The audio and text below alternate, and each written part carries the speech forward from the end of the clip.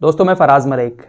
College के दिनों में जब दोस्तों के साथ बैठकर टेक्नोलॉजी के टॉपिक पर कोई चर्चा होती थी तो दो देशों के नाम सबसे आगे आते थे, एक चीन, दूसरा जापान। दोस्त कहते थे कि चीन काफ़ी आगे निकल चुका है टेक्नोलॉजी में। चीन ने एक इतना पतला इलेक्ट्रिक वायर बनाया है कि उसमें इलेक्ट्रिसिटी भी दौड़ती है और उस वायर को हम नंगी आंखों से देख भी नहीं सकते। माइक्रोस्कोप के ज़रिए उसको देखा जाता है। काफ़ी तरक्की कर ली है चीन ने।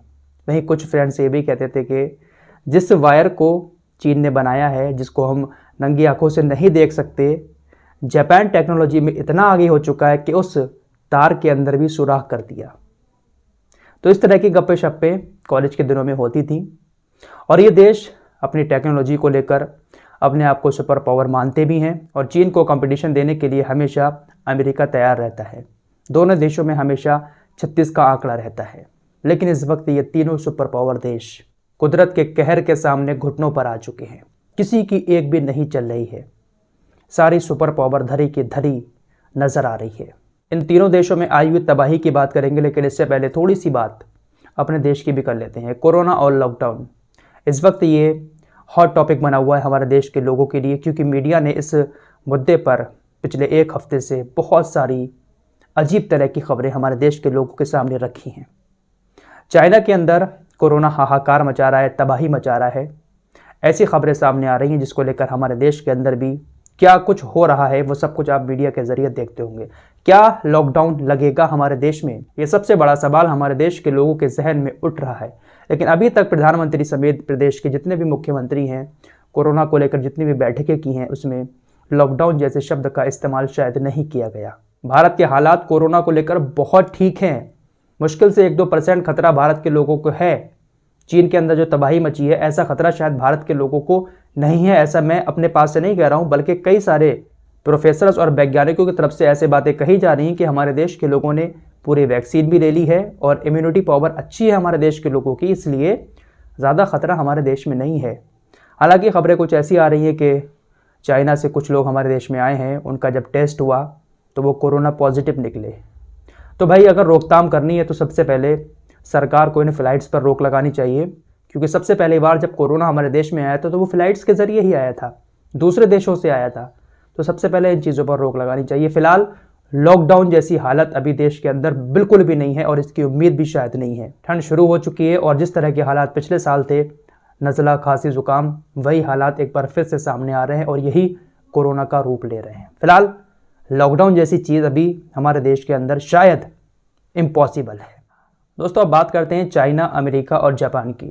इन देशों में कोरोना के बहुत सारे केस सामने आ रहे हैं। चाइना के अंदर हाहाकार मचा हुआ है। इसकी सबसे बड़ी वजह यह है कि वहाँ की सरकार ने अब तक ज़ीरो कोविड पॉलिसी, ये नियम लागू किया हुआ था। यानी अगर किसी भी शहर में एक मरीज़ निकल रहा था तो पूरे शहर को लॉकडाउन कर दिया जा रहा था, जिसके चलते हुए काफ़ी लंबे समय तक वहाँ के लोग घरों में कैद रहे, खुली हवा में नहीं घूम पाए और उनकी इम्यूनिटी पावर जो है बहुत ज़्यादा कम हो गई। जनता ने विरोध किया, जिसके बाद वहाँ की सरकार ने इस पॉलिसी को ख़त्म कर दिया, इस नियम को हटा दिया।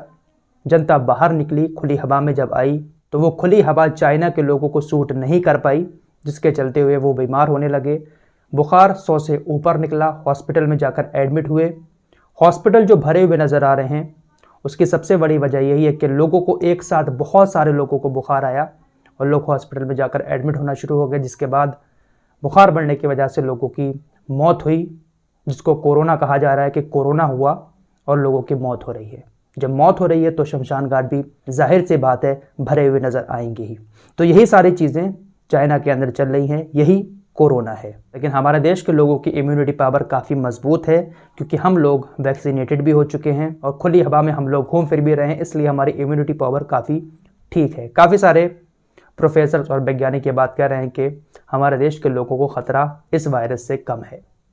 फिलहाल एहतियात बरतने की ज़रूरत है, क्योंकि मौसम ऐसा चल रहा है। अमेरिका की बात कर लेते हैं। अमेरिका के अंदर इस वक्त बर्फीला तूफान आया हुआ है। पारा -51 पहुंच चुका है। कभी -45, कभी 50, कभी 51। इस वक्त यही पारा अमेरिका के अंदर बना हुआ है। अमेरिका के 50 राज्यों में से 48 राज्य इस बर्फीले तूफान की चपेट में आए हुए हैं। बर्फ़ की चादरें ढकी हुई हैं। इस बर्फीले तूफान को बॉम्ब साइक्लोन नाम दिया गया है। इस तूफान की वजह से अब तक 60 लोगों की जान जा चुकी है। बहुत सारे लोग अपनी कारों में बैठे बैठे बर्फ़ के नीचे दब गए, कई सारे घर बर्फ़ में दब गए। तकरीबन 60 लोग अब तक मारे जा चुके हैं। हालात बहुत ज़्यादा ख़राब है पूरे अमेरिका के। वहीं जापान से खबर आ रही है, यहाँ पर भी कई सारे लोगों के मारे जाने की खबर है। यहाँ पर भी बर्फीला तूफान आया हुआ है और जापान को अपनी चपेट में ले रखा है। तो super power China, America, Japan कुदरत के कहर के सामने घुटने टेके हुए हैं। चाइना में कोरोना ने हाहाकार मचा रखा है तो अमेरिका और जापान में बर्फीले तूफान ने लोगों का जीना मुश्किल कर दिया है। फिलहाल हम आपसे यही कहेंगे कि ठंड का मौसम है और इस ठंड के मौसम में अपनी एहतियात रखें, अपने फेस को कवर करके घर से बाहर निकलें। मास्क की जगह आप कोई मोटा कपड़ा लगाएं, ऊनी वाला, जिससे आप इस शीतलहर से अपने आप को बचा सकें। देखिए, जो अमीर लोग हैं वो तो कर लेंगे, लेकिन जो मजदूर बेचारे बाहर काम करते हैं उनको तो जाना ही पड़ेगा। लेकिन उनको भी मैं सलाह दूंगा कि आप लोग भी अपने आप को ठीक तरह से ढककर ही बाहर निकलें, कैप लगा लें और पैरों में जूता ज़रूर पहनें। मजदूर जो काम करते हैं जूता पहनकर आप लोग काम करें, क्योंकि पैरों से बहुत ज़्यादा ठंड चढ़ती है और इसी से इंसान बीमार होता है।